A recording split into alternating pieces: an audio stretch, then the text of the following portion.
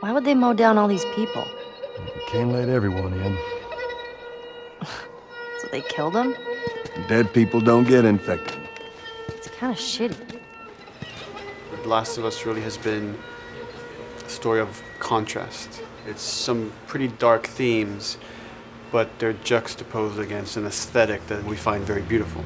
That contrast is visual, but it's also in the environment. The world we decided was actually its own character. What happens 20 years after the fall of man when no one's taking care of anything? There's something really pretty about nature reclaiming its domain once we are gone.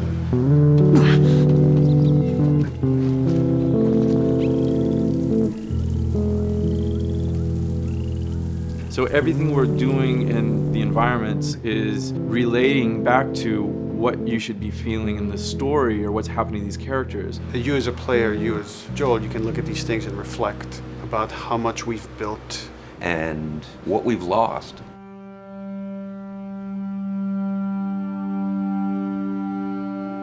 You get to see hints of civilization that used to be.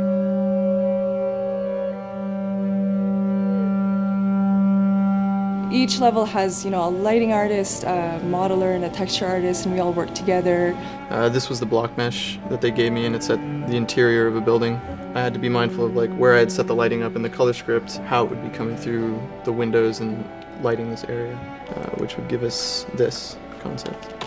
I keep everything on separate layers, so say if they don't want the guys in the concept, I can take them out, or if they don't want the closet there, I can take that out really easily. Keep everything really flexible. Well, Naughty Dog, we really try to cultivate a culture where anybody is encouraged to criticize anybody else's works. And we find that the more we do that, the better the game gets. We don't have a lot of meetings because most of the meetings are you and two other people hanging out at somebody's desk. If you need something to get done, you just go find that person and you talk to them about it. So, dude, I was actually trying to figure out right here, there should probably be some dead foliage.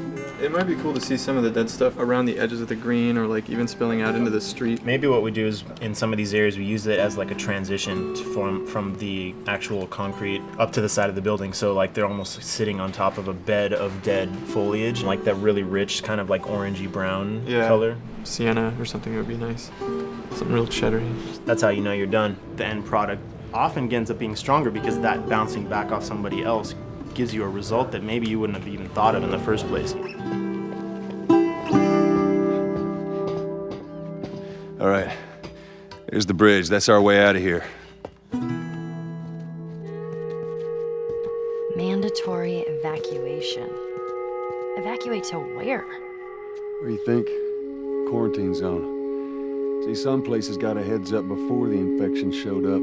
Most didn't.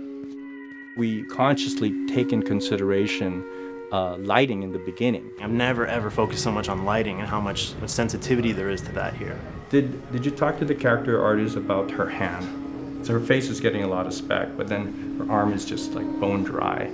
You think something we can tweak in shader? We'll have to send back to character team Michael to take a look. I can play with the lights and see if that's creates more spec. Yeah. So all the characters cast soft shadows onto the environment. Even when there is no direct sunlight or no direct light sources, we still have nice fuzzy shadows.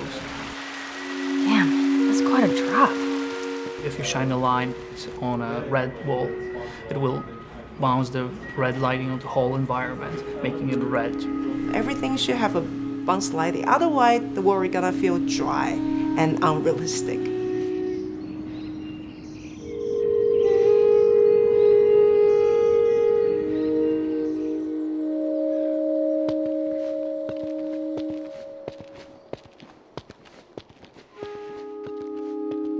Once I finish the concept, they take it at 3D artists and lighters, VisFX guys, and they'll bring it into the game engine. They got the same sign, all the foliage, lighting. That's how it kind of translates from the color script to the finished game that you play. This way. If we cut through downtown, we can hit the Capitol building by sunrise. We hope. This engine is really driven in a way towards a very high level of cinematic control. Hopefully, if we achieve our goal, you'll see it is beautiful. There are these truly beautiful moments amid all this chaos and destruction.